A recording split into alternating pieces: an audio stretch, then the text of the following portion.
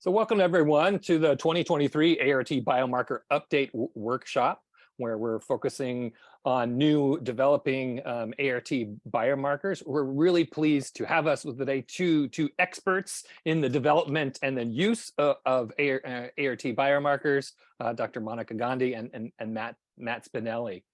So thank you for registering and attending. This workshop will actually be also recorded and available on the Center for AIDS Prevention's YouTube. Let's see. So our learning objectives for today are just a few. We want to, as I said, we want to learn about current ART biomarkers as options for your research. Dr. Gandhi is going to share with us some new ART biomarkers that are in development and some potential directions for the future. And then Dr. Spinelli is going to tell us about a number of use cases of the various ART biomarkers. So there are actual practical applications, what sorts of challenges you can expect to encounter and potential solutions. And then after each talk, we're going to have a chance to discuss and get your ART biomarker questions answered. Oops. So I'm your host, Dr. Edwin Charlebois. I'm co-director of the Center for AIDS Prevention Studies Methods Core. I'm joined by my other co-directors in welcoming you, and our director Tor Nealons, and our other co-directors Kim Kester and Will Brown. So and Stuart, any other housekeeping that we need to take care of? We got it. We're good to go. Fantastic. So again, I'm just so grateful for our speakers today.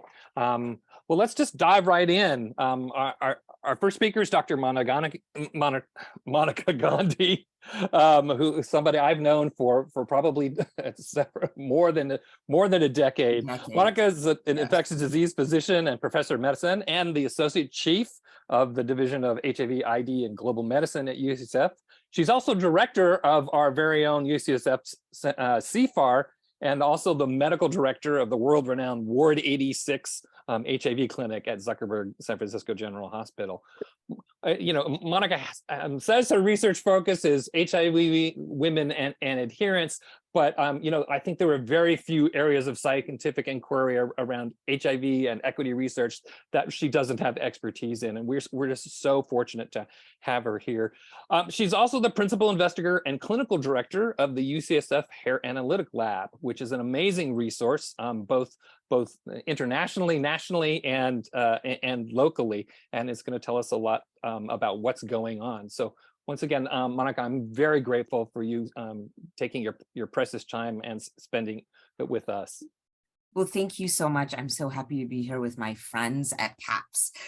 So we're going to actually talk about ART biomarkers in general, but we'll focus somewhat on the hair, for sure on the hair lab, but there's so many different ways to think about objectively measuring adherence. You all know this because you are the group that really thinks about this, I think, the most, which is that we need to work on improving medication adherence. Actually, the WHO says it'd be better to do that than to make new medical treatments. It's really about taking the drugs that we already have and helping people take them. Non-adherence has been labeled America's other drug problem by National Council on Patient Information and Education. Any chronic medication, not just ARTs, but statin therapy, diabetes therapy, cardiovascular therapy, about 50% of people are adherent to their therapy. It's hard to take a drug every day when you feel okay. And no doubt that drugs don't work in patients who don't take them. So what do we know about adherence and barriers in the setting of either treatment or prevention in HIV?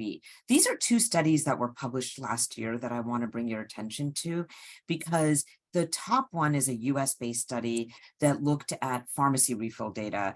And among over 200,000 adults across the United States, The majority actually had suboptimal adherence. 60% had adherence less than 90%, and 40% had adherence less than 80%. And then this bottom one was published in Lancet HIV.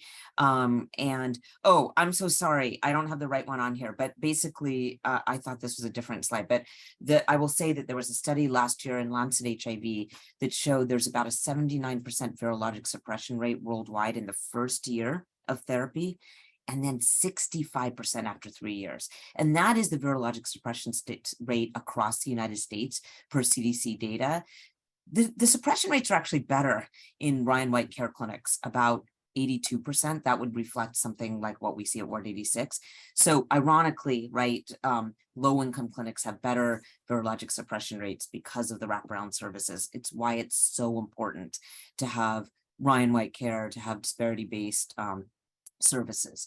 And then there's so many reasons that people can't take their medications every day, though they're all listed here: forgetting and stockouts and stigma. I would say the three main reasons in the city of San Francisco at the moment are housing insecurity, substance use, and mental illness. Those are our three main barriers we see at Ward 86. And then this is true of PrEP as well. This was a Lancet HIV study published last year across kind of a meta-analysis that across the planet, but 41% of those on PrEP discontinued their PrEP within the first 6 months. And even those who stayed on it, about a 63% high adherence rate, that's by self-report. So we really, I mean, even worse in a condition where you're not taking where you feel well. So there's no doubt that part of the reason that we started this long-acting splash program at Ward 86 was to address the problems with taking oral PrEP and oral treatment. Okay, so, and then beyond these fundamental problems with adherence in terms of virologic suppression, you know, we used to think, oh, it's okay to take kind of drugs enough so that you get virologic suppression. But recent research has shown that taking actually medications at as high of a level as you can is best, because that actually reduces residual viral replication, inflammation, and all of those effects in terms of immune activation of not having perfectly suppressed virus. So you actually want even more than just virologic suppression. You really want really good adherence to antiretroviral therapy. So how do we measure adherence to antiretrovirals? I would divide it into objective and more subjective measures. Subjective measures are easy. They're asking people how they take their medications. It's the easiest, it's the most commonly used, but it can be fraught with recall bias, with social desirability bias. And there are now increasingly objective ways to measure adherence, mostly in the research setting. I think Matt will talk about a tool that we're hoping to get into the clinical setting, but at this point, this has been mostly pharmacologic metrics have really been in the research setting. But it's not just pharmacologic metrics, which I'll talk about in a minute. It's also electronic monitoring, sensor devices, taggants. There's other new research areas in how to monitor adherence. And then pharmacy refill data, you need a closed system like a VA system or Walgreens or something where they always go to the same place to really look at pharmacy refill data as a good system by which you can monitor refill pickups. So if we rate these from kind of the most subjective to the most objective, self-report, of course, is the most subjective, but it's cheap and easy. It just has its problems with recall and social desirability. Pill counts are cheap and easy too, but you can dump pills before you come to the research visit. Pharmacy refills, you need that closed system. HIV RNA, of course, is the best way to see if you're taking your drugs well, but we don't do it as commonly as we'd like in resource-limited settings. And beyond that, it may be too late by the time you get a viral load being up. It would be nice to have an adherence metric in between. MEMS caps have been used widely in research. You take off the cap and then that shows, it feeds back to a computer system that says that you opened it. But unfortunately, there's no way to measure drug ingestion through the MEMS cap. You need really a biomarker of showing the drug level in the system. That's what an objective biomarker is. And those are the pharmacologic metrics. And this is really just essentially measuring the drug, the HIV medication in this case, in plasma, in urine, in saliva, in peripheral blood mononuclear cells, in dried blood spots, in hair. And this is the best way to prove ingestion, is really to measure drug levels. And we're going to go over that history. And then as good as it gets is actually watching someone take their drug every day. But that is really expensive and has been used really mainly in the setting of MDR TB.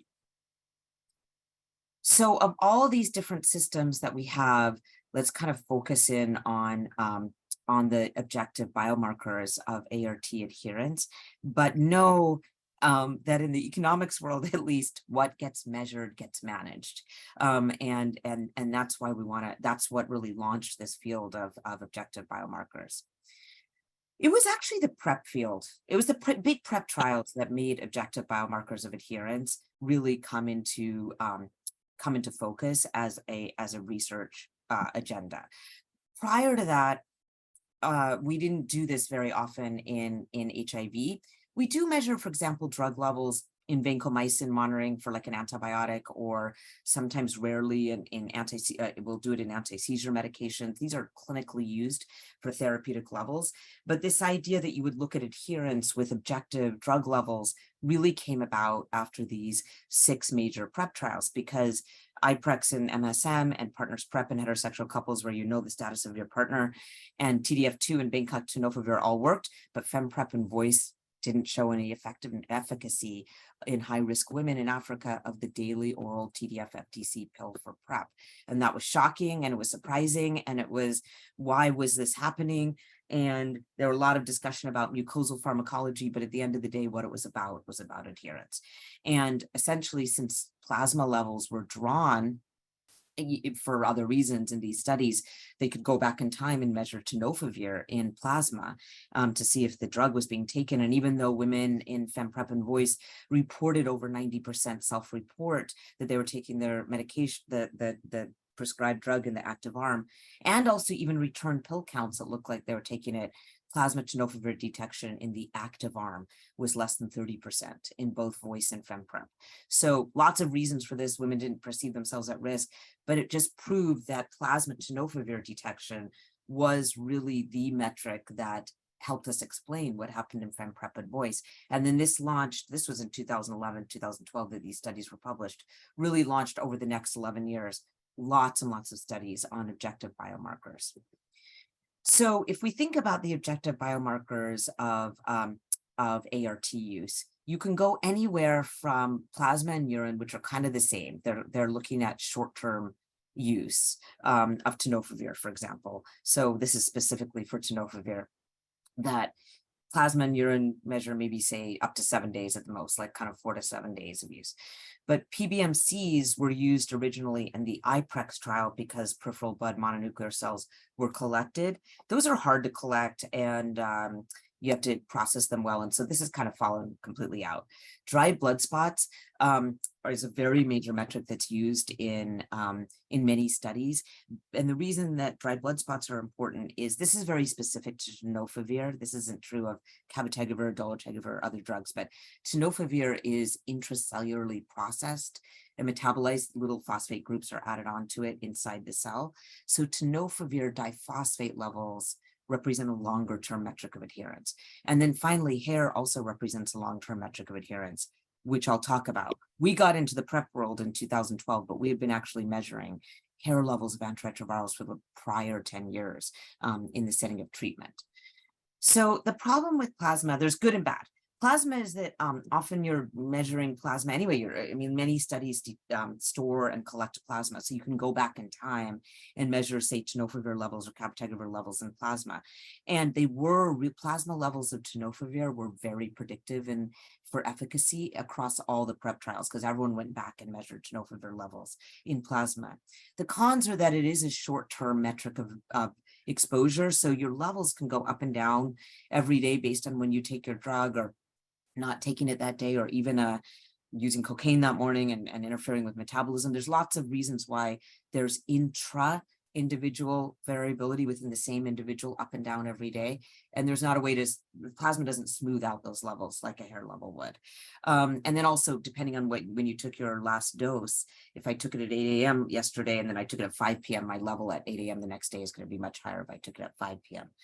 And then I do want to talk about white coat adherence a bit later in this talk. And then plasma levels aren't point of care.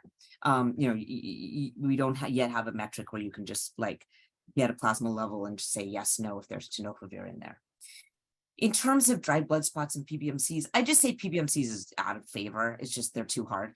But dried blood spots are very much in favor. They're basically taking you can even do it with a pinprick and then put the blood spot on a dried card like that. And because tenofovir is intracellularly processed, it will give you a longer term metric of exposure, maybe 4 to 6 weeks, up to 6 weeks. It does have to be standardized to hemoglobin counts. And there's been some evidence that women, especially in sub-Saharan Africa, we're going to misclassify them because they have lower hemoglobin counts, actually. So there is some racial and ethnic variability in tenofovir diphosphate levels across populations, and it's still blood, so there is a biohazard aspect to collecting dried blood spots. But you can store it at room temperature for a bit, but then it has to go into the refrigerator, into the freezer. And then what about hair, and why did we start working on hair? Really, we actually started in 2001. So it really seems like such a long time ago. And I was a fellow at the time.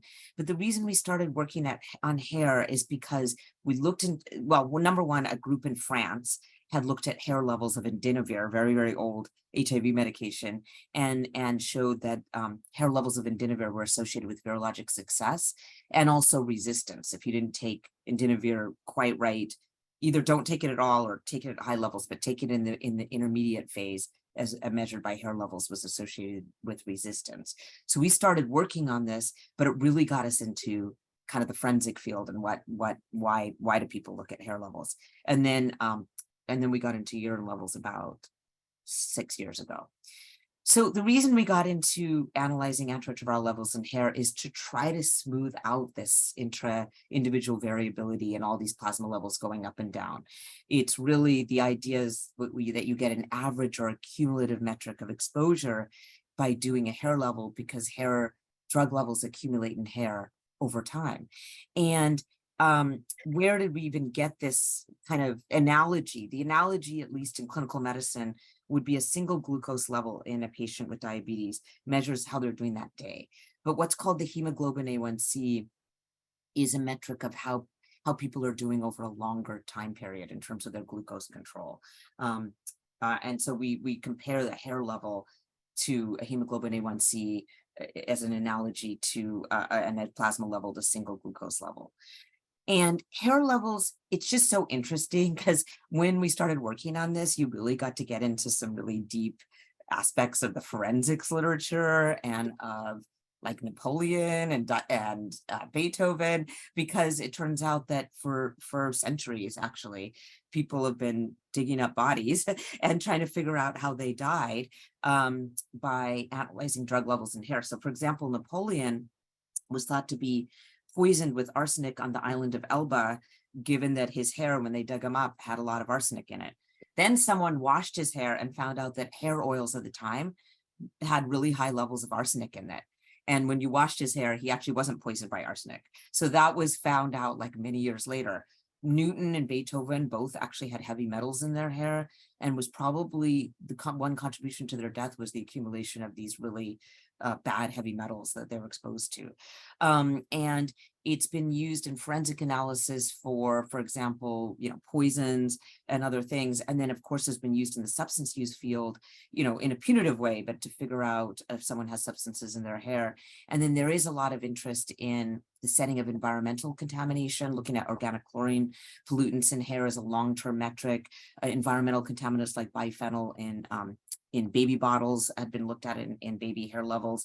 So, and then looking at cortisol in hair as a long-term metric of stress. So there is a whole hair literature often published in journals called FBI International. And so we really started this, again, a long time ago. We did a lot of PK analyses and then, thought that hair was kind of smoothing out areas under the curve, over days. And it takes about 2 minutes of time to collect hair. It's really quick. Got this from FBI International as well, but you want to really demarcate the proximal area of the head and the distal area of the head. So we have a piece of tape. When you cut it right at the proximal area, we have a piece of tape put on the distal area, so we know what side is the closest to the head, because you want to have hair serve as a marker of time. And as it grows at about 1 centimeter a month, it becomes a marker of time. And don't get it from the back. And actually don't get it from the pubic area. Don't get it from the axillary area, because hair, thank God, in these areas actually do not grow indefinitely. They stop. And so there's too much kind of off and on. Hair grows more steadily in the scalp. So we don't accept hair from other areas except the scalp. And we've been working on these methods for many years. We actually had to get people to shave their heads who had high rates of virologic suppression. We knew they were taking their drug.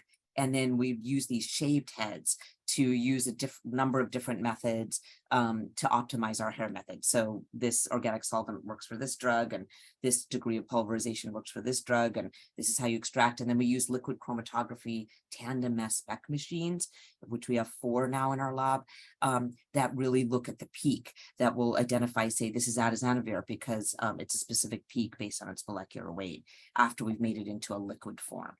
And we also work with the Division of AIDS. At the NIH, the DAIDS group has a kind of a quality assurance laboratory that's based at the University of Rochester called the Clinical Pharmacology and Quality Assurance Group. So all of our methods, before we use them in any study, especially clinical trial networks, have to go through peer review and approval of our assays, kind of a back and forth assay. So these are very high quality assays. We can measure all of these drugs in hair.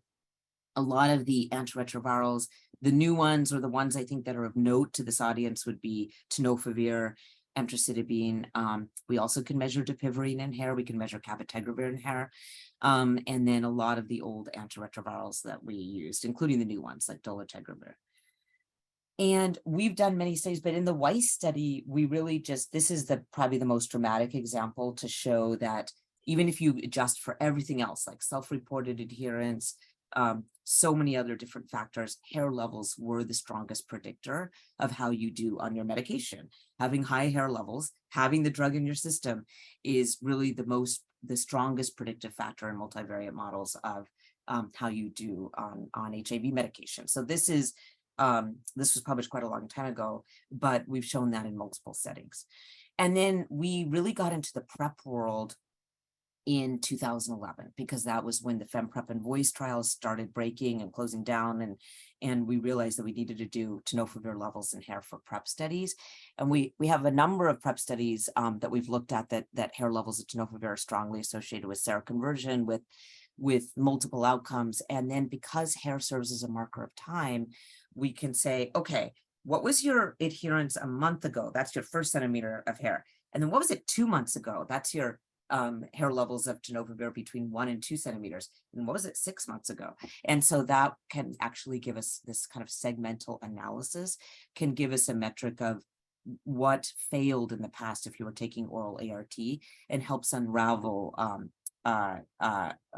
failures. We've helped a lot of people figure out why people failed and where adherence fit into it. And then also hair levels of tenofovir are associated with toxicity. So this was in a big PrEP trial, but I mean, this is the IPREX OLE study, but if you take more pills, if you're older and you have baseline renal insufficiency, having more tenofovir in your body is associated with worsening renal decline. So there is also an association with toxicities of hair levels. Totally makes sense as a pharmacokinetic metric as well as an adherence metric. And I think there are a lot of advantages. It grows steadily, frankly, in the back of the head. Even in people with male pattern baldness, there's if you still have hair in the back of your head, there's a steady rate, and it doesn't actually change that much across populations. It is a long-term metric. It becomes a marker of time. It's easy and cheap to collect, no biohazard. I used to get hair samples all the time at Croy, like people would just slip me an envelope. And it's no biohazard, can be stored at room temperature. Hair levels live in there indefinitely, thus evidenced by like Napoleon's body, feasible for resource limited settings, not subject to white coat adherence. And then there are cons, because not everyone wants their hair collected. We have actually found that in Africa, we've had much better acceptability rates of getting hair. We've had the lowest acceptability rates among white MSM in the United States. Monica, I had a quick question Stop on your backslide. I was just thinking, hair?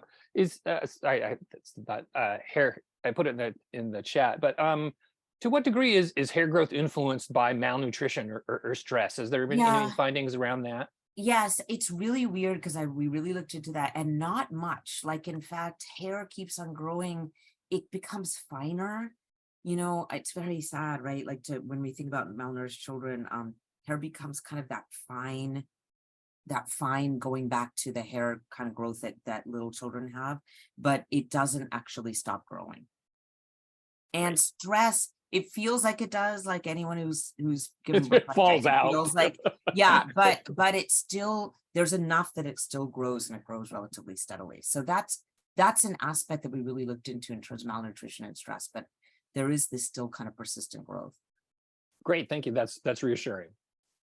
And please interrupt anytime. And so these are the cons. And I think this is like valid to say, like in the EPIC study, that you know, that you really have to encourage men to say it's very little hair.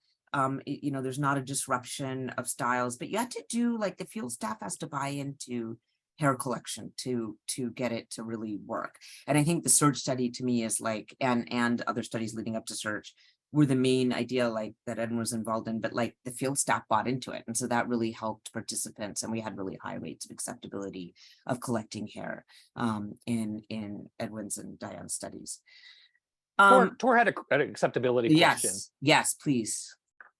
Tor. Any reluctance on the part of trans women?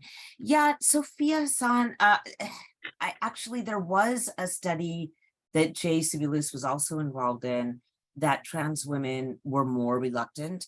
Now, one thing that we've done is really try to show hairstyles, and I'd shown this on an earlier slide, but we took pictures, and you had to get us involved. Like, I hate to say it, but like, you had to get us involved because we've taken pictures of different hairstyles and how to collect it from different hairstyles, including weaves and braids. Like, even if you have a lot of weaves, which can occur with trans women if you want your hair longer, just there's always natural hair right in between, like where the weaves come down. There's always hair when you braid your hair in between the braids, and we just need so little hair because it's a very high sensitive machine, liquid chromatography, tandem aspect machine. We need about 50 strands of hair. You lose 100 strands of hair routinely in just the course of a day.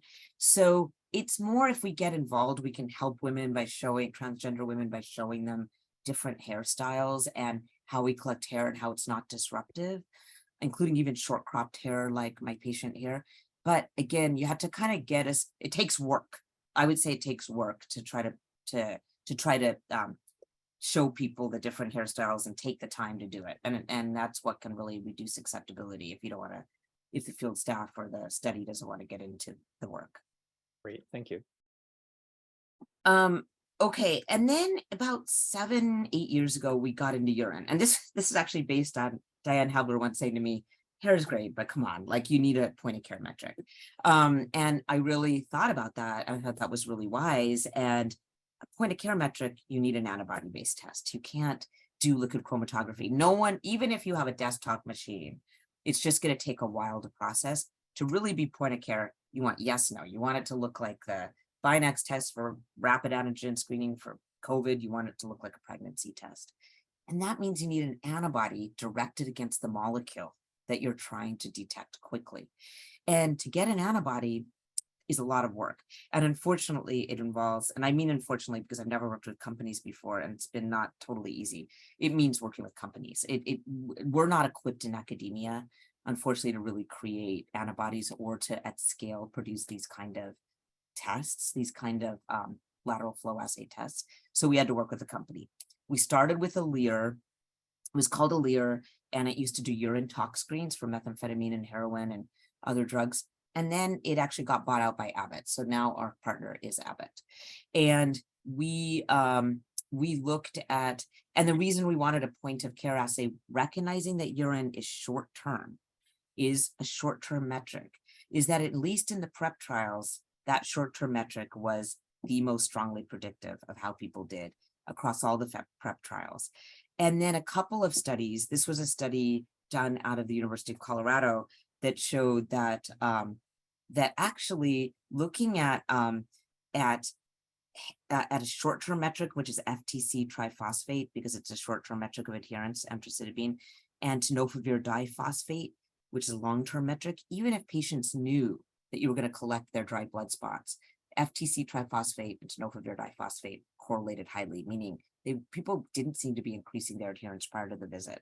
And then there was this paper published at CROI just this last month, that looked at tenofovir diphosphate levels in correlation with urine levels. And that's a really good study because tenofovir dried blood spots, tenofovir diphosphate is in that table on the bottom, is really a long-term metric, and correlating it with urine, there was 91% positive predictive value. So it means that people, again, knew they were getting these dried blood spots in urine collected for adherence, but they weren't increasing their adherence prior to the research visit. And I thought that was helpful, that maybe white coat adherence isn't as big as a problem as we think. So we created an antibody, but it took us a really long time. We really wanted a point of care metric so that you could do trigger adherence metrics right there, right in the clinic visit, right in the research visit. You could give them pillboxes, you could do adherence interventions, you could counsel based on adherence. Just that counseling, showing someone a test, if done in a supportive way, could that increase adherence? And Matt will talk about that. And we also based it on some behavioral and qualitative data that Kim did and others out of different PrEP trials. Kim, I believe you did in Voice, but was to say that people said they want to know their level of adherence to PrEP. It actually gives them confidence that it's in their body to take it and then to see it. And also they said, you have to tell me about it. Otherwise I could frankly tell you that I was taking the drug when I wasn't. So these qualitative comments were really helpful in us really wanting to create a point of care assay. So we worked with this drug company. We looked at the molecule tenofovir. We looked at different parts of it. We said, let's try to create an antibody against this part or this epitope. And then we talked to the company, they create that epitope and they injected it in rabbits because that's how you create antibodies. The rabbits actually create the antibodies. And I would call them every month and they'd say nothing yet. And then like 6 months, they said, wait, we have a really good antibody. And it worked, and it really worked, like meaning we did a lot of testing with giving DOT to people, checking their tenofovir levels, and validated the levels that you get with what's called ELISA. That's a quantitative way of looking at tenofovir levels based on the antibody against our liquid chromatography tandem mass spec ways in our lab. And essentially, fundamentally, it was a really good antibody. It really sticks to tenofovir. It's really selective. And then the company created this lateral flow assay, not a quantitative test, but a yes, no, do you have it? Do you have tenofovir in your body or not? And we did a lot of validation work and published that work. So I'll let actually Matt talk about the studies with the urine test. I will say a couple of other things about the other groups that are doing some really interesting data. The MEMS caps, I believe that caps, I've seen work out of caps with the MEMS caps monitoring. It is really cool. It's just that it cannot measure if you actually take the drug. And that's kind of the biggest problem, that it can't measure drug ingestion. And there's sort of it does increase adherence, but if you're telling people that they're not opening their pillbox enough, then they'll open it more. And then the tagants are actually where you take a pill and of course it has to be a research study, but you tag it with a detectable tagant. And then when they consume it, then you could do a breath test and see if they actually consumed it. Very much research. I can't imagine that they're going to put a tagant in every tenofovir pill, but it is really interesting. It's very high tech. And you could inject it by a breath test or a sensor worn on your skin. So I'm going to stop there because Matt's going to really get into the clinical applications, but I'll take any questions here about anything that you want to talk about. I still think hair is cool. By the way, like I do think that the long-term aspect of hair means that we should still be thinking about it, but I fundamentally think it's a research tool. Terrific. Thank you, Monica. So questions for Dr. Gandhi. You can either type them in the chat or you can use the reactions raise hand function, and we'll discuss.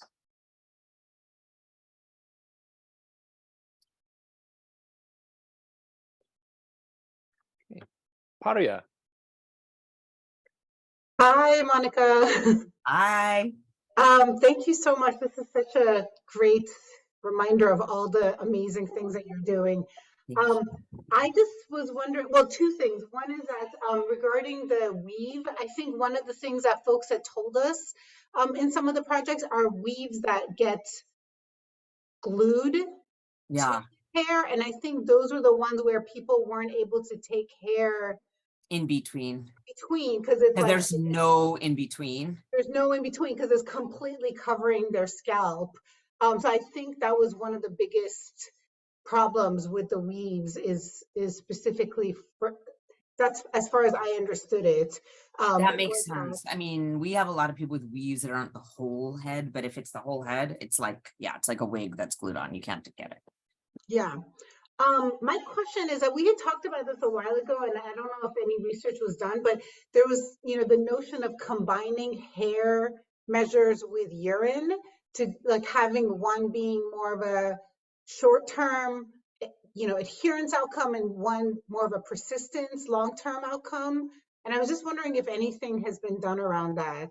Yes, I didn't show that slide, but actually we did a study that we're getting the results of now in Kenya, which are in women in serodiscordant partnerships. So we wanted to ask the question, okay, if we give you, it's called the PUMA trial, but if we give you the urine test, can we get you to increase your adherence? And this study is now done and we're analyzing the results. The urine levels definitely increased in the women who got the urine test, meaning we measured urine in the other arm, but we didn't show the women what their urine tests were.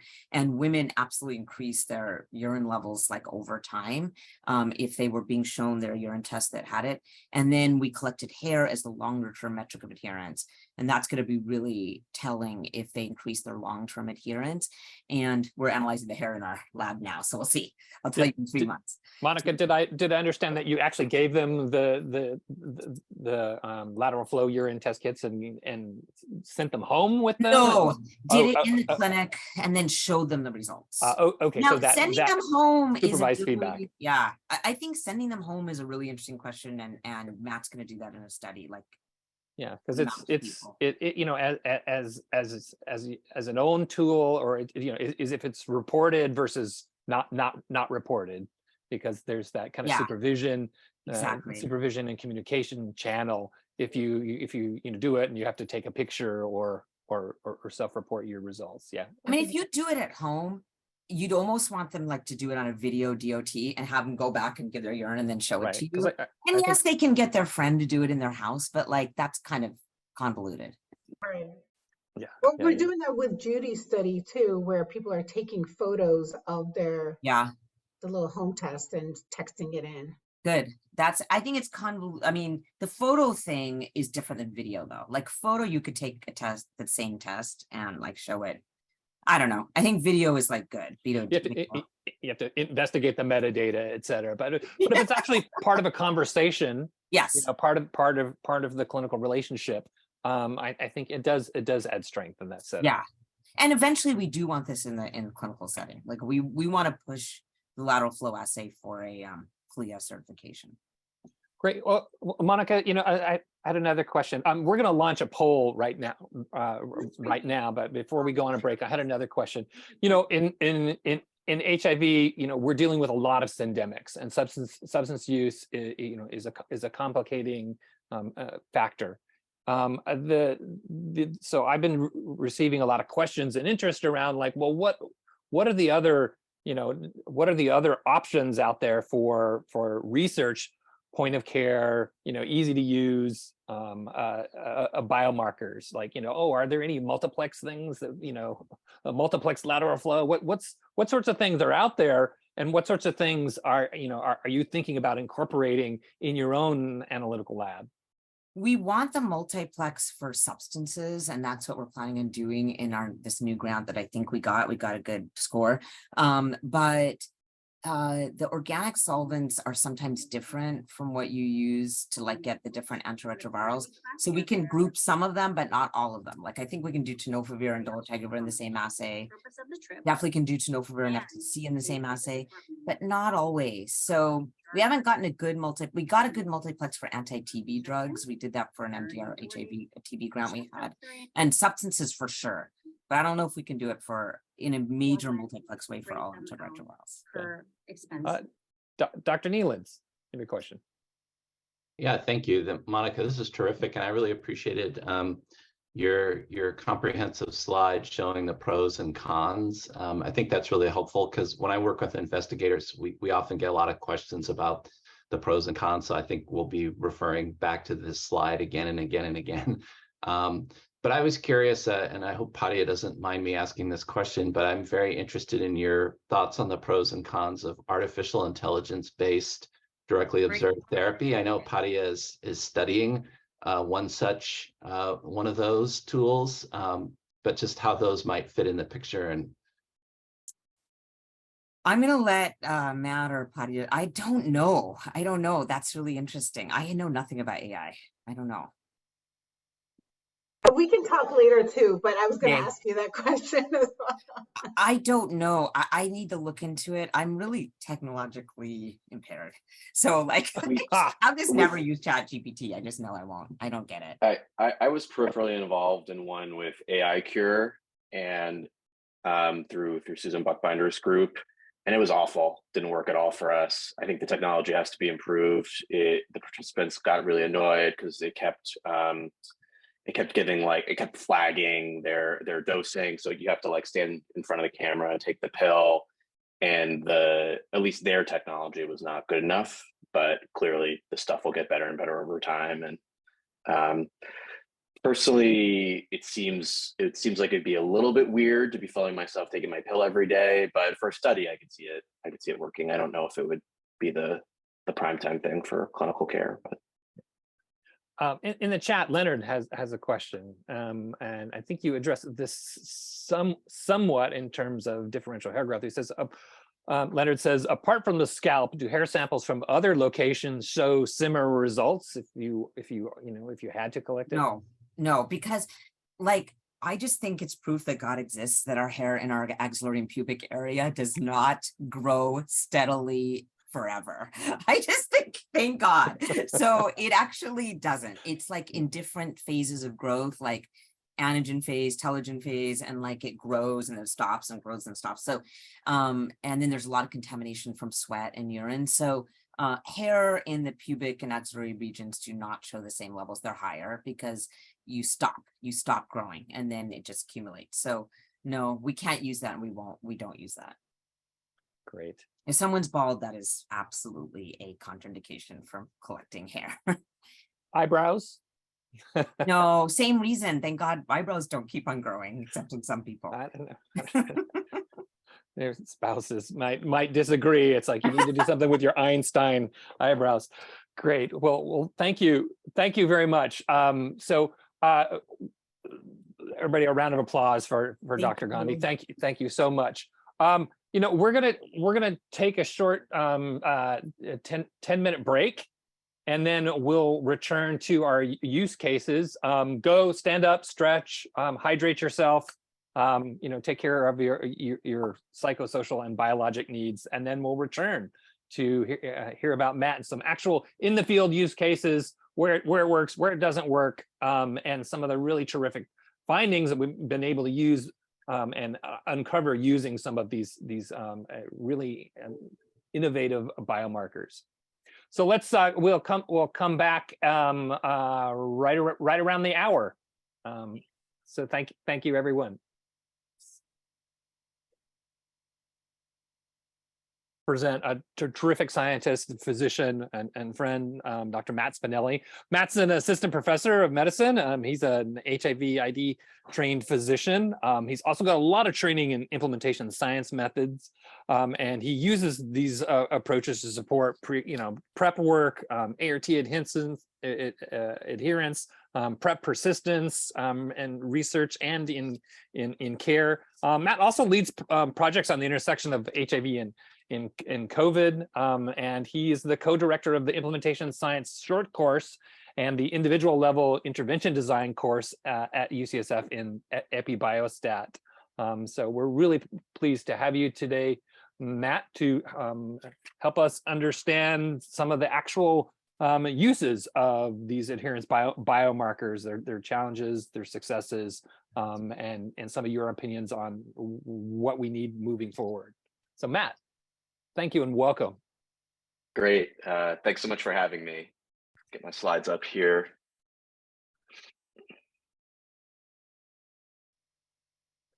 How's that looking to folks? Okay, great. So I'm going to be focusing on hair and point of care urine testing because I think the hair for obvious reasons, but for point of care urine testing because most of the work on interventions has actually been with this format. I will refer back to some of the earlier studies that inspired us to do point of care testing.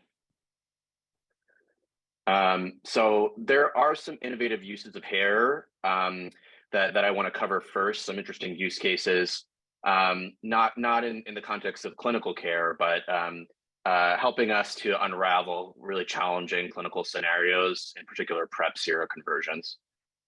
Monica already showed the slide, but just to say that both DBS, tenofovir diphosphate, and hair, the two long-term measures of adherence, are very well correlated with future virologic suppression. And so they're really excellent research tools in settings when you can't measure virologic suppression, like in PrEP, or when you want to have a more of a leading indicator because adherence will tend to drop earlier than the viral load will become unsuppressed. So this is sort of, I think, our most novel use of hair, and this is called segmental hair analysis. And this leverages a lot of the principles that Monica already talked about in her talk, that at least on the scalp, not in other places, hair is growing at a steady 1 centimeter a month. And that's super cool as long as you label the proximal end of the hair. You're able to develop this record over time. You're able to, it's sort of, I think of it like the cores of the earth when you're going back to try to find fossils, and based on how far down the layer is, that's kind of giving you a further back look in time. You're limited by the length of the hair, of course, but we've been able to use this technique in particular in these cases of PrEP seroconversions.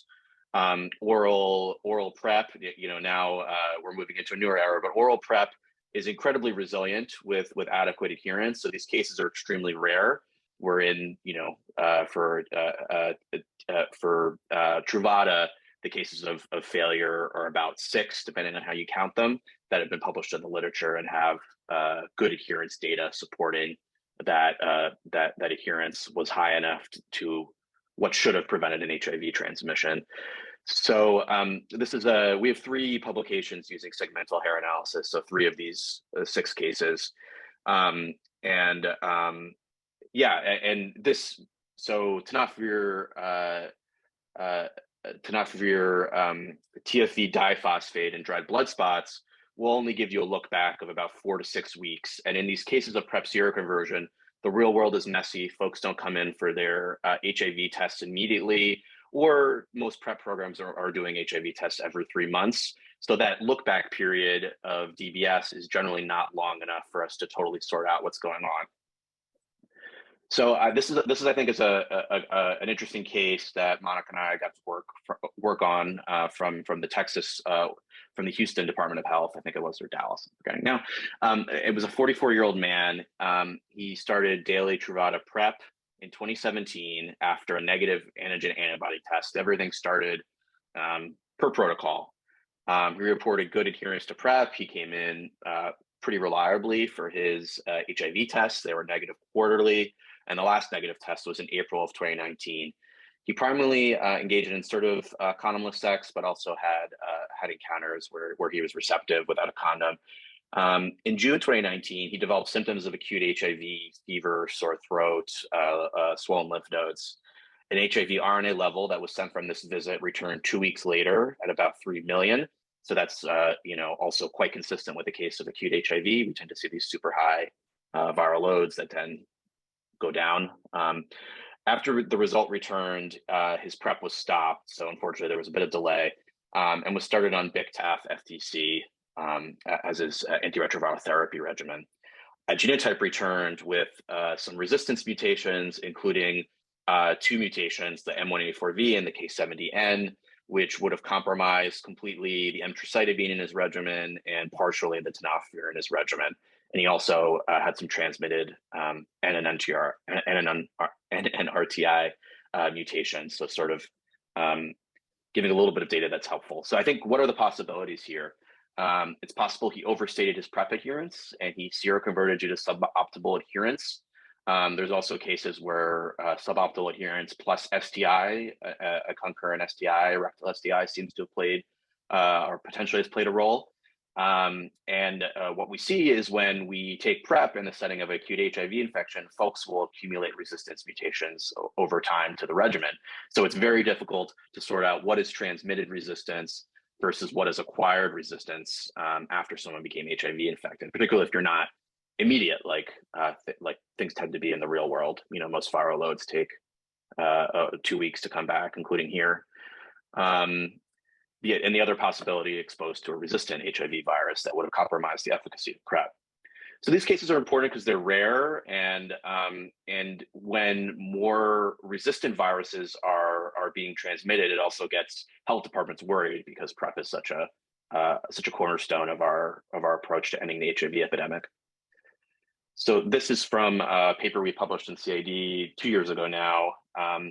And you can see this is not actually his hair, but we did have 4 centimeters of hair from this gentleman, which was perfect because that would cover his prior negative HIV test, which you can see here.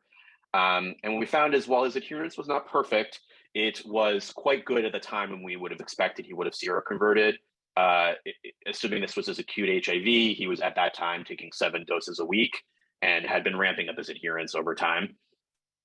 We combined our hair analysis, and his DBS also showed quite high adherence. We compared the hair analysis with another technique called single genome sequencing, and that's basically looking, the virus will mutate over time after transmission. So there tends to be one clone of the virus that you get infected with, and over time it'll become more mutated, and so that will give you a marker of not perfect, but a marker of the timing of resistance mutations. And his sequences were very very similar to each other, so that indicates a likely transmitted a case of transmitted HIV drug resistance. So I think this is a cool case of the segmental hair analysis proving that the adherence was high. That's important. That has to be shown first. And then also the single genome sequencing, getting to the bottom of that this was a case of transmitted HIV drug resistance. So since in the theme of use cases, I wanted to go through some potential challenges of hair and how we address them. Monica covered this already, so I'm going to go quick and kind of dive into urine because that's where we're doing more of the intervention-based work. The acceptability of hair collection, Monica has already discussed. Dive into urine. I just had to make a comment. Yeah, Okay, sorry. yeah, not meant to be a metaphor. Okay, so acceptability can be variable.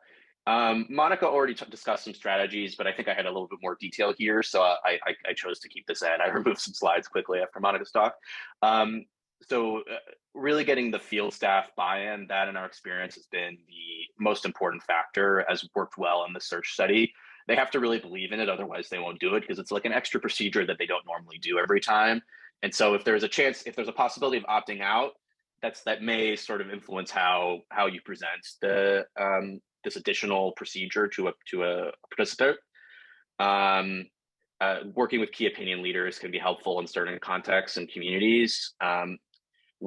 Shaving your head is common, particularly among men in certain cultural contexts, and helping to work with your participants to see if they can shave their head right after your clinical visit. It helps, and you can use a razor to get a very short hair sample. The look back will be a bit less, but it still works. It's still, I would say, better than a short-term measure. We all lose about 100 strands of hair daily. So if folks are afraid of it messing up their hairstyle, it should not in most cases. And then incentives specifically for the collection are important. That's something that we always do. So, you know, quite important to understand with any long-term measure of adherence that the results are an average adherence. So, you know, PrEP, we have this idea that 4 doses a week is what you need to be adherent on average. But it's possible that folks, I think it's natural human behavior that folks increase their behavior around seasons of risk and potentially have worse adherence during dry spells. And that's indicated in this graph here. You can have a random level of average adherence over time in the blue squares. You can have periodic non-adherence in the red circles, or you can have block low adherence. And this will all look the same on a hair sample. So I'm trying to give you a flavor of that long-term is thought in the field as to be the gold standard, but there are some downsides to it that actually make it challenging in clinical care. Because this participant in the green has really increased their adherence right before the visit and is probably doing pretty well. But the folks who have a declining adherence over time, depending on the timing of that, can look very similar. And then the biggest issue with hair is going to be that the technique we use, liquid chromatography tandem mass spectrometry, is going to be too expensive for almost all real-time point of care type of use cases. So some things we could do is what I talked about, segmental hair analysis. That's one little trick we can do with this long-term adherence measure. And we've discussed cutting even smaller so that we try to get maybe every 2-week patterns or every 1-week patterns. That's, I think, going to be really cool for things like intermittent dosing of doxycycline or of PrEP. And our major intervention was developing a point of care test, which we've already heard quite a bit about. So I'm going to jump into that now, into PrEP adherence and interventions, ART adherence interventions, and some potential challenges that we have with urine and how we try to address them. Monica got into all of our validation work here, and she already showed some of this data. Just to say that an important first step before we implemented this in clinical care was to see how urine point of care testing links up and urine real-time testing links up with hard clinical outcomes. For PrEP, the most important outcome is going to be PrEP breakthroughs and or HIV seroconversions. Thankfully, a lot of studies, particularly the early studies, were collecting urine for TDF-FTC because they were worried about the kidney toxicity of PrEP. And a lot of that urine got saved, including in a corner of the Gladstone Institute for Iprex-Olay. So thankfully, I was able to go and beg. The lab was closing at the time, and begged them to give me some urine before they threw everything out. And we got it, and we brought it back. We brought it over to Parnassus, and we analyzed the urine. And what we found is that in the folks who remain HIV negative in Iprex-Olay, there was some variability in levels, but in general, their levels were much higher. Those who were checked close to in visits prior to their seroconversion, a bit lower, and those at the time of seroconversion, all of them were undetectable. Having a low versus high urine tenofovir that conferred 14-fold higher odds of future HIV seroconversion. And I'm not going to present the data here, but we subsequently did a study in Partners PrEP. So Iprex-Olay is looking at men who have sex with men and transgender women. Partners PrEP is looking at serodiscordant relationships in cisgender men and women in sub-Saharan Africa. And in there was a 73% risk reduction in Partners PrEP if you had a detectable urine level. And in this study, most of these studies were checked. Most of these urines were checked actually quite a bit before the HIV seroconversion visit. So in my opinion, it would have been higher if we'd had urine more proximate to seroconversion. Monica showed this briefly, but due to the conversation with Tor that we just had about adherence measures, do they correlate or not? I just wanted to come back to the study by Brian Mustansky and cover it in a bit more detail. This was from a study of 73 young men who have sex with men. Well, it included 73 young men who have sex with men from the RADAR cohort in Chicago, and it included 126 observations. In this study, self-reported adherence for 4+ doses was high, nearly 90%. But when you checked urine, only 69% had detectable urine tenofovir, and that was similar for tenofovir diphosphate and DBS. In adjusted analysis, when we included the urine assay plus self-reported adherence, the urine assay had 30-fold higher odds of predicting the dried blood spots, and self-reported adherence did not add at all to the prediction when we added it to the model. And you can see here this table is helpful because it shows the positive predictive values of each of the measures compared here on the left column to tenofovir diphosphate. That's average dosing over the prior month or 6 weeks versus urine, which is about over a week. And you can see here that the positive predictive value and the negative predictive value of the urine matches very well up to the DBS measure of emtricitabine triphosphate, and it does better than self-report. So this is Monica's, I think, big picture slide about how we envision this point of care test being used to develop interventions. Adherence feedback itself, we have some data from our studies and others that it kind of very simple, short counseling, just kind of giving people their adherence information. That itself can be helpful because what's observed can tend to change behavior. But we can also use the urine test to trigger other adherence interventions. We can use it to trigger more frequent viral load testing or adherence interventions that are evidence-based, like CBT, SMS, two-way texting, like the WellTel model, types of pillboxes, single pill combos, motivational interviewing, and other types of counseling approaches.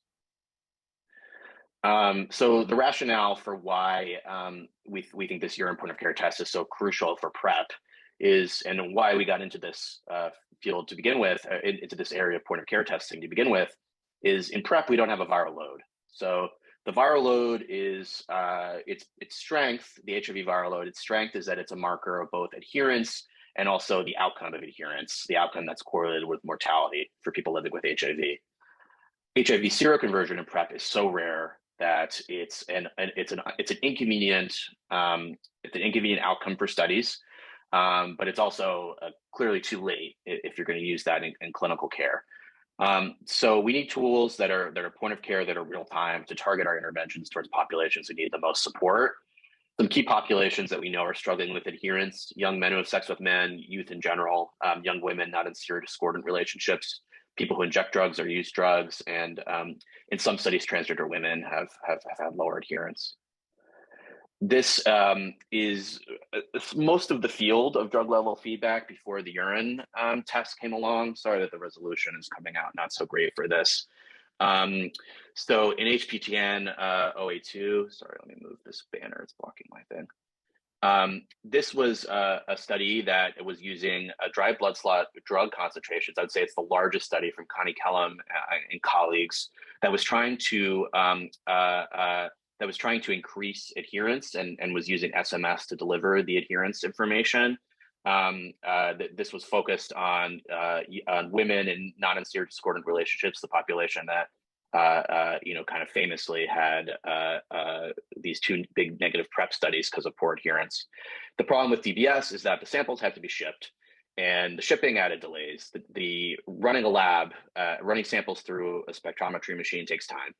There were also errors because there were multiple steps in that pathway of shipping the samples and analyzing the samples and feeding back that information to the participant.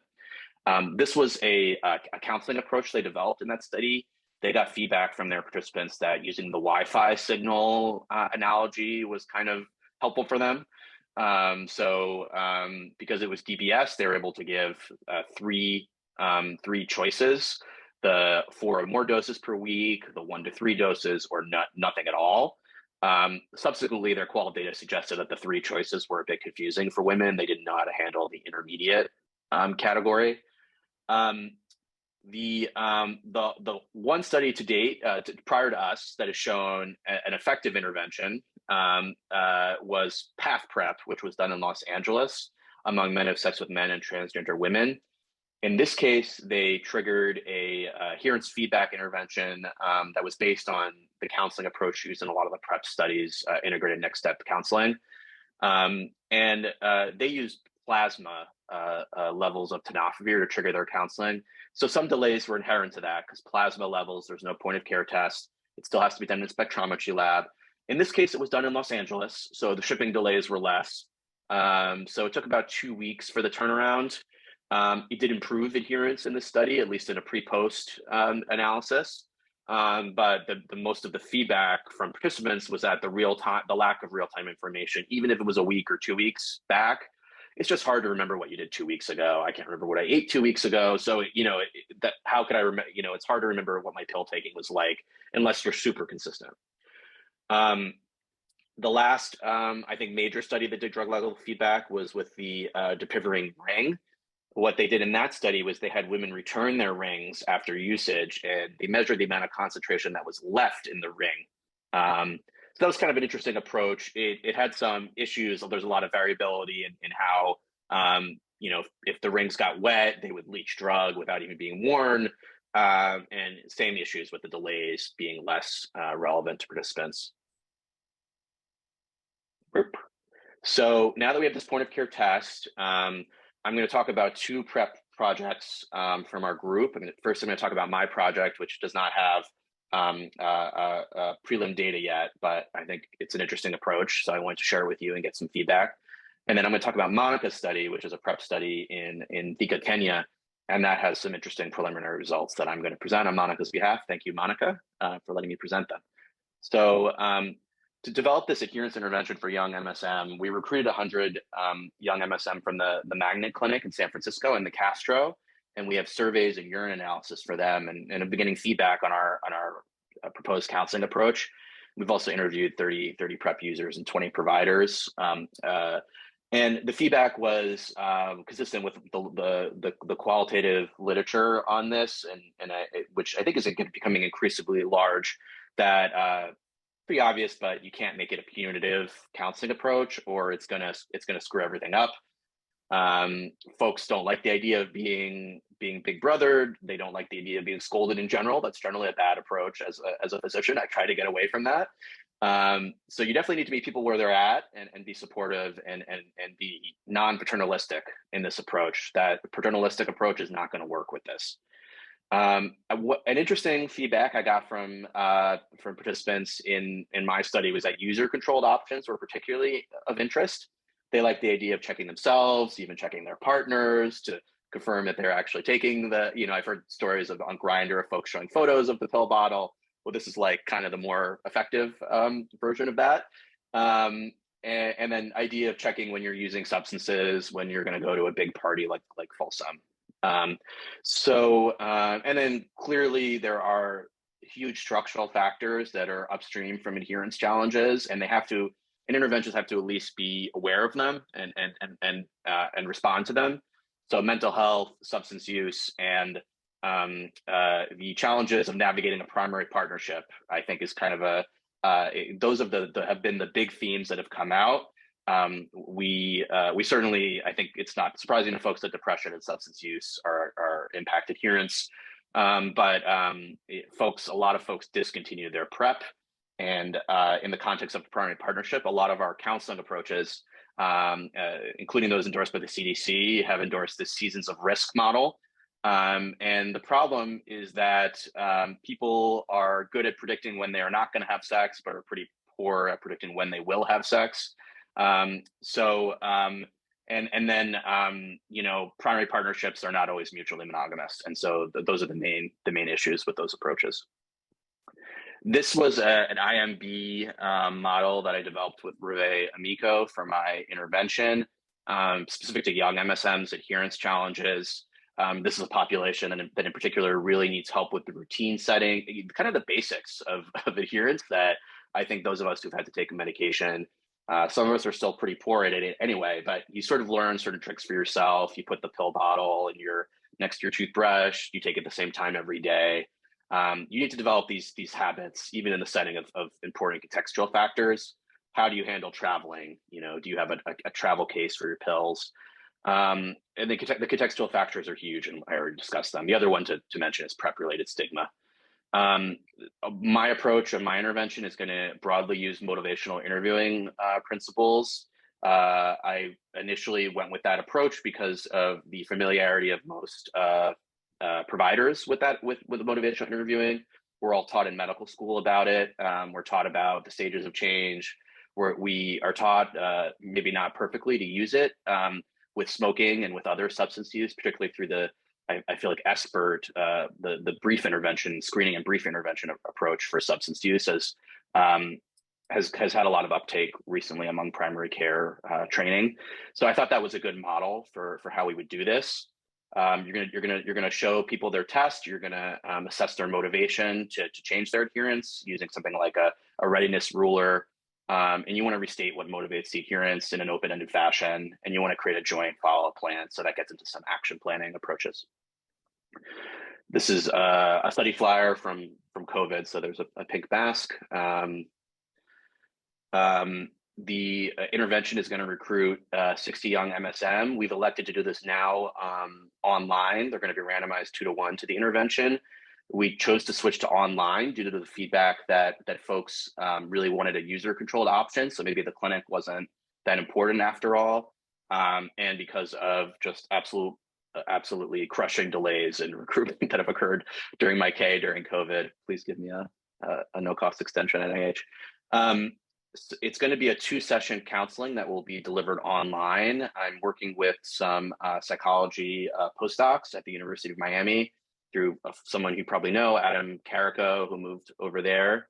The first session is going to reflect on PrEP adherence barriers using a motivational interviewing approach. And the second section is going to focus on these sort of structural factors. So folks will have a menu of options to choose what we talk about. And this is the example of some information we might provide around the primary partnership level. Really, about half of all HIV transmissions occurred in folks who are in a monogamous or monogamish or primary partnership. So really, you know, I think how you navigate, and we have some approaches we discuss with folks about how they navigate that with their partners. Okay, the primary outcome is going to be changes in tenofovir levels in hair from baseline to month 3. And I'm working with a really great MI fidelity expert at the SFVA, Jen Manuel, who's going to record MI sessions and see if they are faithful to MI principles. And we're going to look at acceptability, and that's going to be enrolling in the next few months. So the next study I'm going to talk about, our second PrEP use case with urine, is Monica's study. She's already started to present this, but this is a individual level randomized study at a former Partners PrEP clinic in Thika, Kenya. Led by our colleague Kenneth Ngure and Nelly Mugo in Kenya, and this is using urine tenofovir adherence feedback among women in non-seer discordant relationships. They'll be randomized 1-to-1 to the standard of care or counseling that's influenced by the integrated next step counseling approach, but adding this adherence feedback. Hervé Amico sometimes calls this target integrated next step counseling. The primary outcome is change of tenofovir levels in hair at month 12, and secondary outcomes include urine adherence and acceptability, as well as fidelity. These are Monica's preliminary results that we just received last week, which I think are interesting and exciting. The red is showing the point of care urine adherence.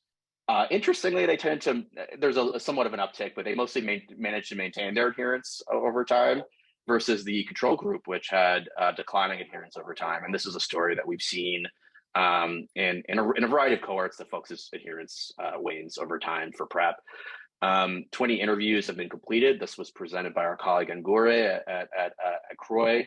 And I'll just say that at month 6 and month 12, highly statistically significant difference. But we're waiting for the hair because that's going to be the most important outcome. This is from a 24-year-old woman. I used to forget to take medications, but the idea of being tested that helps to remind me to take the medication daily, since I know I'm going to be tested. Another advantage is that even if you have sex with someone you suspect, you have suspicions about because you've taken those drugs and you're tested, so even if you don't trust that person, you cannot be infected. And then the study counselors, I'm forgetting the term for them in Kenya. Anyway, the clinical officers you're able to discuss with the participants about adherence in real time. It makes things so much more easy.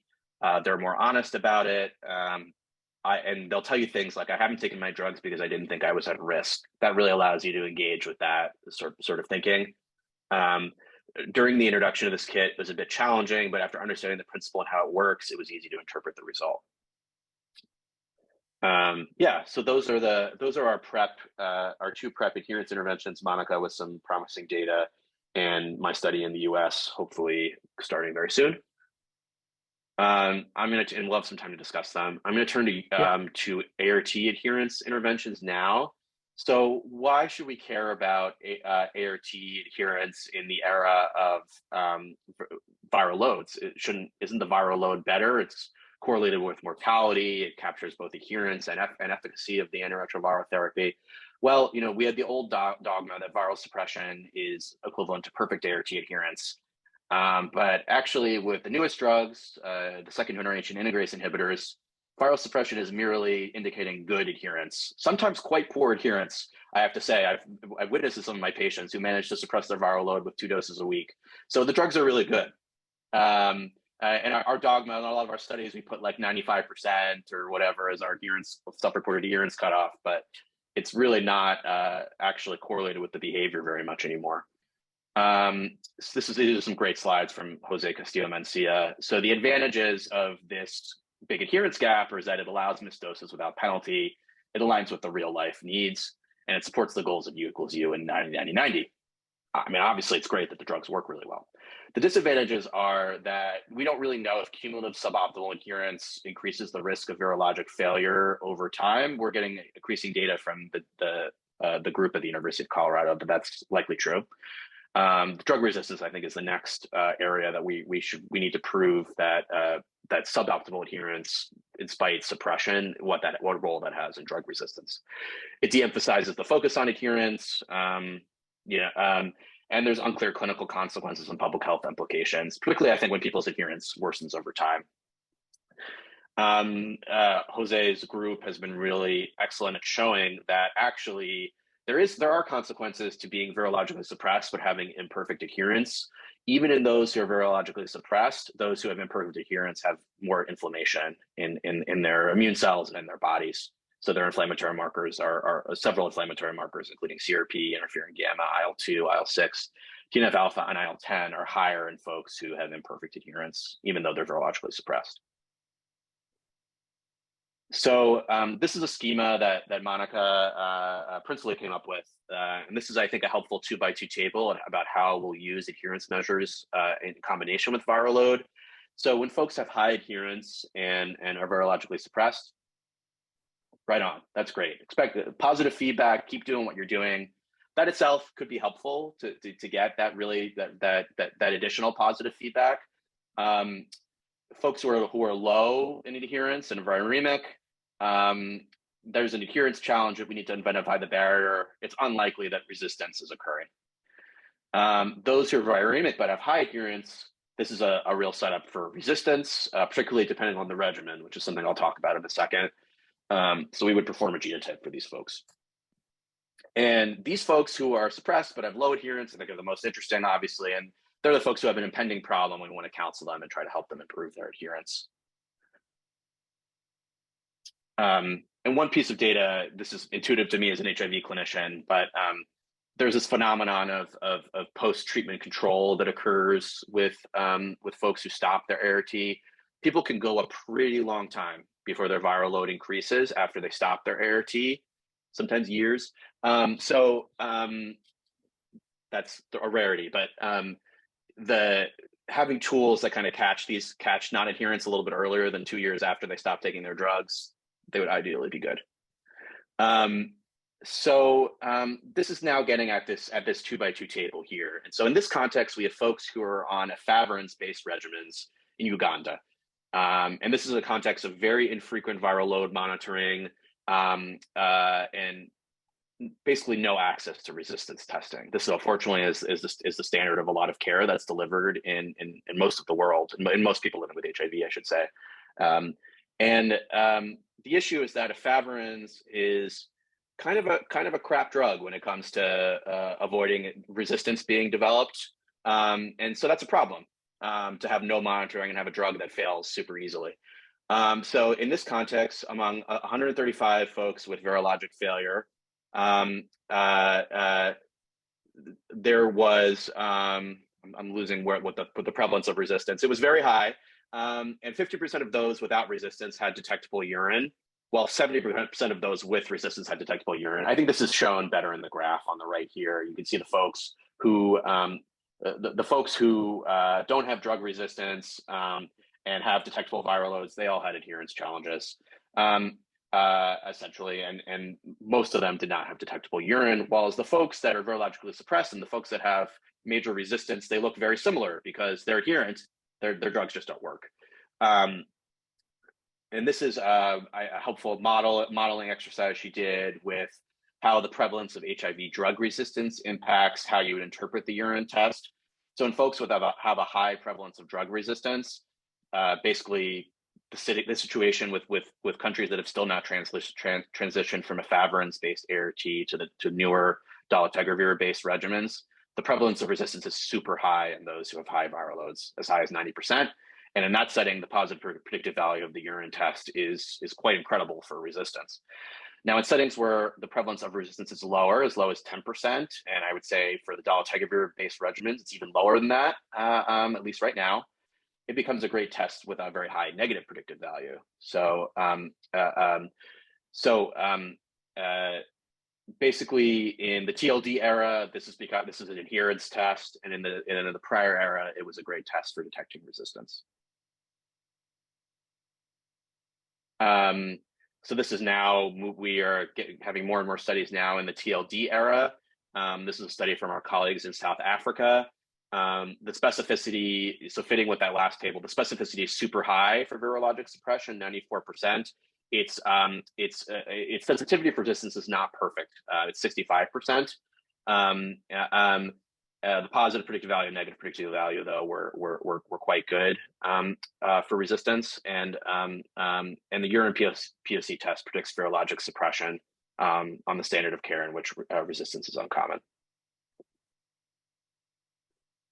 We've now done some work in the US. We've recorded folks from the Ward86 clinic and collected their urine, including a lot of folks in pop-up clinic because we were trying to oversample for non-adherence. And what we found is that a low urine tenofovir, now this is on TAF-based regimen, so we're using the same test, and it worked actually quite well in this context. It 6-fold higher odds of future virologic non-suppression with a low urine tenofovir. So it's not going to find everyone, but those it does detect, they're really having an adherence challenge. We need to work with them. So I don't know if Dr. Bignexi is back on the call, but this is a study that he's leading with us in basically the entire country of Namibia. We're working with the Ministry of Health across the entire country, recruited 38 clinics. And this analysis, we are recruiting folks who have not suppressed with enhanced adherence counseling on TLD. This is a context where almost no one is going to have resistance. And we're recruiting the patients who are not, where the standard of care is not working. They are virologically unsuppressed. They got at least one round of enhanced adherence counseling. It didn't work. So now we're going to add the urine test to that setting and see what happens. We've enrolled 200 people so far. We have outcomes on 127. And the data available to date is that 86% suppressed by month 3 and 87% suppressed by month 6 with this new approach that used the urine test to do motivational interviewing counseling. It was a pretty high acceptability, 86% of participants and 91% of providers. I'm not sure if Antombia is on the call, but she's had some great anecdotal data about what it felt like as providers to so tired of doing this rote enhanced adherence counseling that is done off a script every time. You have no idea if the person's actually taking their drug. So you can't really tackle the challenges that are specifically facing them, and made the counseling so much more targeted and interesting for the provider. So this data, it's a pre-post study, it's not randomized, but this data I think is remarkable because only 33% suppress in their administrative data in Namibia after a standard second round of EAC. And these are some folks who had more than 2 rounds of EAC and didn't suppress. So you would expect the real world, the counterfactual of this regimen would be quite a bit lower than 87%. And Namibia is an interesting country because they've met the 90-90-90 goals. They're trying to reach the 95-95-95 goals, which is really incredible. It's kind of sad when we compare ourselves in the US with more resources to them, but this is an approach that really works for them because they're really trying to get that last 5% neurologically suppressed. So those are our interventions today, and I'll talk about briefly some studies we have in the pipeline. So the big problem with the urine test that everyone brings up every time is this phenomenon of white coat adherence. A hair sample is going to give you an average over time, like a hemoglobin A1C, whereas a urine or plasma drug concentration will go up and down over time if people have variable adherence.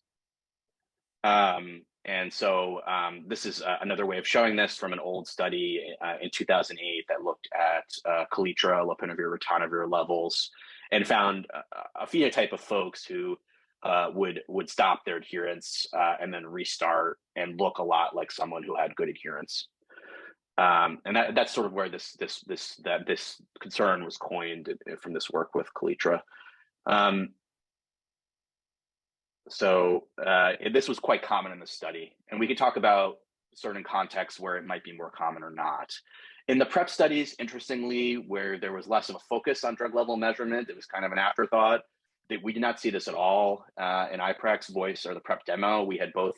I know Paddy asked for comparisons of short and long-term measures. We do have papers that have done this. We look at things like hair and urine together, or with DBS, because DBS includes both a short and long-term measure of adherence, the tenofovir metabolite and the anthracytamine metabolite. We can look at those patterns over time. And our colleague, Kate Koss, has also done quite a bit of work on this and did a nice review about this. And in these PrEP trials, we did not see it. There are some situations where I think short-term is better. And I talked about this earlier in the talk. A drop off in adherence with a short-term measure is going to be, this measure is going to be much more sensitive to that. And in fact, in PrEP, I found that the short-term measure of adherence better predicted the future loss to follow-up than the long-term measure of adherence. In a population where adherence could drop off over time, a short-term measure is in some ways has an advantage. And then in PrEP 2-in-1, we have some interesting work going on with that with our colleague Al Liu, who is doing urine tenofovir testing every week in a small population of folks who are doing 2-in-1 PrEP and collecting a sexual diary. And that short-term look back is super helpful because we really only want to measure the adherence proximate to the sexual encounter. So that's why this test is super helpful. And then it talked about patterns, white coat adherence. So things that we found to be helpful in avoiding that in our studies has been framing drug levels as protection rather than past behavior. So looking towards the future rather than the past, being supportive, not being paternalistic, actually showing participants their tests. There's some work from Ariane van der Straten, who said that was a really helpful or participants reported that being super helpful for them. You can do intermittent collection or more frequent collection. And then I think the next step is doing more user-controlled adherence testing, and that's what I'm hoping to do with my PrEP study. Some conclusions: drug level measurement gives insights into adherence patterns that we really have never had before in sort of this context of clinical outcomes. And it's been super helpful in the PrEP studies, has really defined the understanding that 4 doses a week of PrEP is nearly 100% effective. Before that, we had the CDC quoting much lower measures of efficacy, and knowing that PrEP is so effective has been super helpful in increasing its uptake. And we think it also adds a lot to HIV virologic suppression, as Monica has discussed.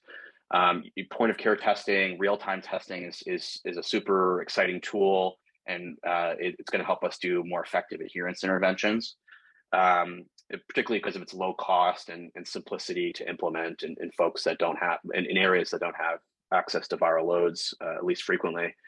And the next step includes larger RCTs. We have a 400 patient RCT that's starting up in Sierra Leone in collaboration with PEPFAR. I've always wanted to do some cluster randomized controlled trials, still looking for the funder that wants to give us the budget to do it. Because I think that's important for understanding fidelity in the real world, and working with more real world clinic populations rather than study populations. Differentiated care delivery interventions, I think that's the next step. Jen Velosa has proposed an interesting study around this as a sub-study to the Sierra Leone. And I think that's a really interesting approach that we can use to be a little bit more agile than we are using viral loads to do differentiated care delivery. And the next frontier is also ART adherence interventions for HIV control domestically, because we haven't done any studies in that yet, and it's actually been an area of a lot of interest. So that's the end of my talk. But that was reasonably clear. There's a lot to cover. Thank you. Yes, a tour de force. Thank you for bringing up those real world cases and about to be real world cases in case of your Prep 2 Bay IMB.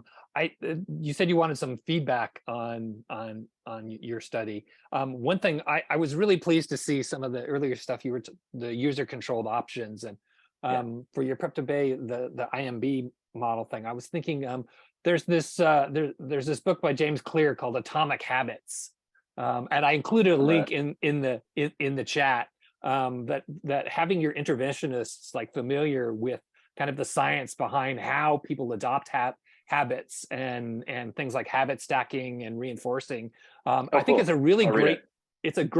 Well, I included the Cliff Notes video version of it. It's about 10 minutes long. Take a look at that. I think it's a really useful tool, like knowing more about the science of how we adopt and reinforce habits is really great for. And look at that. The used paperback is $4. I'm just going to buy it right now. Yeah. So I think it's really great, and it aligns with things that you were already talking about. That putting your pills in sight, or linking it to activities you already do. I just thought that would be it's a great toolkit for IMB interviewers to have. Thank you. That's great. And the other thing I didn't say about my study is we're going to ask them to do their test before their counseling session, but we're going to give them more tests, and we're going to incentivize use of the tests, not actually the result of the test, because I think that's important given the white coat concerns.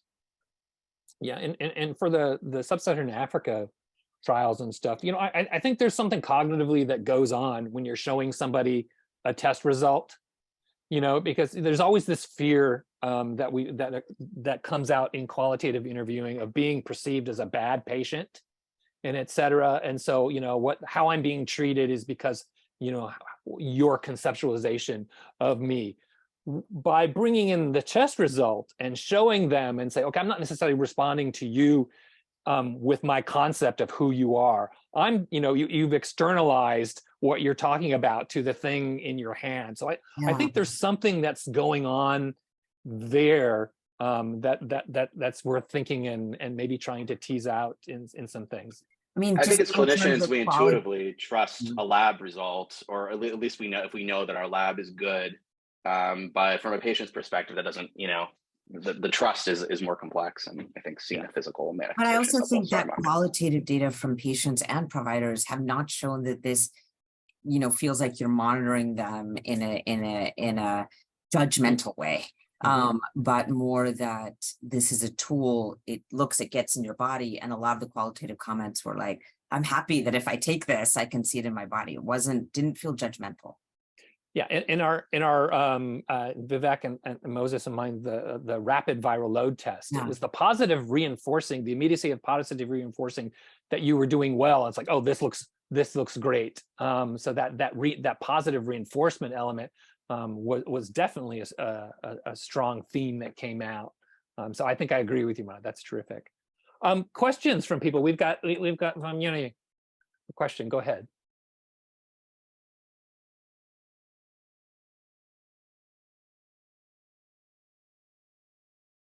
I think you're still. Hi everyone. Hi everyone. Oh, No, not a question. and Tombi is a great person to have on now because she has actualized the implementation of that study in Namibia. Great. Thanks, Tombi, yes, for coming. Tombi, yes, please. Thanks a lot, Matt. This was quite an interesting discussion, interesting presentation. Thank you very much. I just wanted to reinforce what Monica has highlighted, that it was actually more of a two-way process, not just for the patient, but also at first the patient felt uncomfortable, feeling like maybe the outcome of the results may cause some discussions which are in a negative way. But because of the training that we had done, also to empower the healthcare workers to take this in an objective way, a non-judgmental way, the counseling sessions went quite well. But what was quite also interesting was also some providers themselves, they also felt uncomfortable, especially in circumstances where perhaps the patient is actually told you that she's taking and you find the alternative results. Health providers also highlighted that they felt uncomfortable that day to call another person to issue out the results and do this discussion. So it was not a one size fits all. There was this discomfort from both sides, the patient as well as even the healthcare provider. So these are some of the experiences that we have also witnessed. And I would concur that the point of care with the persistence, sometimes if you continuously do it, you would see that you would get a viral load suppression after a period of 9 months of continuously doing the same thing. So what we witnessed was it may take time for behavior to change.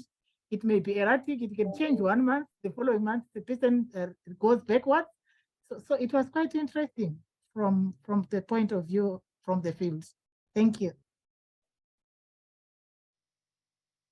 I highly recommend working with Ntombi. The study was amazing. I can't, it's a country with such low population density. So the logistics and most of the population's like on the sides of the country. So the logistics of this were just absolutely outstanding.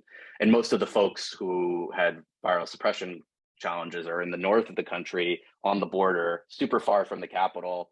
So the logistics of the study were just crazy. And so we were so lucky to have our partners like Ntombi and Dr. Bignesi, who was on the call earlier. Matt, what were the specific challenges that let's ask Ntombi actually. Yeah. Oh, Ntombi. No, but just to say though that like what Leonard and Ntombi just said, because Leonard said this to me at Croy, is how empowering it was to have a test, like how empowering it was to do your counseling with specificity as opposed to enhanced adherence counseling is so vague. And this allows it to be targeted. This feels like the enhanced adherence counseling. That just felt like adherence counseling. Yeah, this is like, yeah, exactly. This is the enhancement. Yeah. Like to have that test in hand. And Leonard really impressed me when he said that to me at Croy. And Tombi, you're saying the same thing, but it's really important. Yes, and Tombi. Yeah, I also just wanted to highlight that, when you start this, per se, people sometimes expect to say they think that the urine test on its own is going to be the one to lower the viral load. But it took time for us to have the healthcare workers understand that the urine test was just a tool to strengthen and enhance your counseling skills to make this person understand. But I guess seeing a visual of whether you are taking, it took sometimes 3-4 visits. And when the result of the urine changes to show that there is presence of tenofovir, the comments that the participants were now giving was a very good revelation, as well as how it empowered our healthcare workers. The whole experience of the point of care sort of revised the whole narrative of enhanced adherence counseling. It was not a session that people took pride in, but with the point of care, it became a different era where people felt so excited to do it because it was more focused. They could do deeper for the challenges, and it even sometimes shortened the counseling session because you now just go specifically to talking about the challenges without trying to probe to find out what the reasons or whether someone is taking or not. Yes. So over to you. Great, thank you. One thing why I think Monica and I believed intuitively this would work, and there was a lot of naysayers, and we still need more data, obviously, but I have had the experience in clinical care so many times of seeing a patient who I have a great rapport with. So great to catch up, so great seeing you. How are you doing? Everything's great. You take it, you know, everything going okay with your ART. Everything's great. I take it every day, no issues. And then with the delays inherent to the viral load, it comes back 2 weeks later, and you call them on the phone, and you know it's a totally different conversation. I'm so depressed, or whatever, you know. I'm not someone who can really ever remember to take a pill, and those are folks who are now on injectable ART and doing great. So yeah, I think that's why this helps. Speaking of long-acting in injectables, any thoughts about modifications or changes that will need to come about as more individuals are going on long-acting in injectables or new technologies that might be needed? I mean, I think two things. One is, you know, I think we need to, the fact that Ward 86 is trying it in viremic patients did absolutely get attention and should get attention. And it is really a tool, we think, for equity and for all these social determinants of health means that we should use these in viremic patients and see what happens. It's going well so far. So I would encourage studies in that direction. And then we are coming up with we have a cabotegravir hair level, and then we're trying to get a point of care cabotegravir test so that we could help with dosing strategies. There was a CROI abstract about women really just being quite late in HPT 084 up to 8 to 14 weeks late and still having good levels and adequate levels. And so do we really need to give it every 8 weeks? I mean, could we give it every 12 weeks in women? I think we have to study that with PK analyses to see if we can give it every 12 weeks in women in a trial, like in Zimbabwe or something. So, or Kenya. So we had to do that work and then see if we can spot check. Oh, you still have cabotegravir in your urine. Good. We're going to go longer for you. Great. Other questions or discussion points that people want to bring up? Please jump in.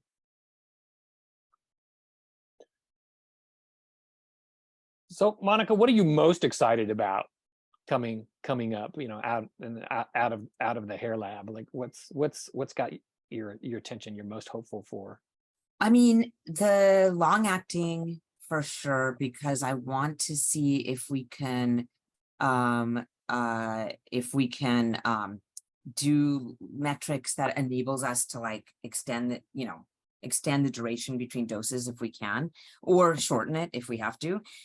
So that's very exciting. And then the substance use, which I know we'll talk about as another topic, maybe at CAPS, but we just don't actually have labs in the world that do substance use levels in hair except yes, no, like they're for forensics purposes to see if someone's using substances. And so we need quantitative metrics of substances to see if your contingency management intervention that you're putting into place decreases use, not right. Harm reduction. Yeah, harm reduction just decreases, because we know that increases virologic suppression rates and increases health metrics just to decrease use. And so so we need quantitative metrics of substance use that are longer term and that aren't susceptible to stopping your substances right before you go in with the urine test being negative. So I'm really excited about the substance use in hair grant that I think we just got. Is a question we're also hoping to do, the other thing I'd say that I think is going to be really important is we are hoping to develop a doxycycline hair method, and I think that's going to be super important in the context of the recent doxypep great, but not working in women in sub-Saharan Africa. was surprised, and there was this. We went down the whole story with PEP, or are women different pharmacologically? Whereas it was always adherence, and my suspicion is that it's always adherence. Maybe I'm a bit compromised there, but having a method where we can measure adherence over time, potentially do the segmental hair analysis to deal with the on-demand aspect of it. Mm-hmm. That's great. There was a question from Pardia in the chat. I need to run, guys. I'm so sorry. Oh, yes, Matt, you've got, it's noon. So yes, thank you. We do have thank another, you so much. yeah. But I'll answer this and then, yeah. Launch the poll. Just wondering the turnaround time. Yeah, no, we have to work on our turnaround time. Now that we've gotten this other grant, well, I think we got a good score. We're going to hire more staff. We're going to be faster. Great. Let me. And I'm sorry, I also have to go because we have a clinical case conference. But thank you so much, everyone. Great, thank you both for this. This is really fantastic, and I really think we've got a better handle on the challenges and the questions that are coming up, and just how engaged you are, and what a resource both of you are, and particularly the Hair Analytical Laboratory. Thank you so much. Thank you so much. Use our lab. Thank you. Sorry, use our lab. Yeah, great. Thanks. So thank you for our attendees. Do remember to just click the few questions in the polls. It'd be very helpful for us so that we can know how we can continue to improve these. And we've got 6 people left. Great, thanks. Anyway, great. Well, that was wonderful. I think we'll have we'll make these recordings available on the web. I want to thank all our participants, and certainly Dr. Gandhi and Spinelli. Thank you so much.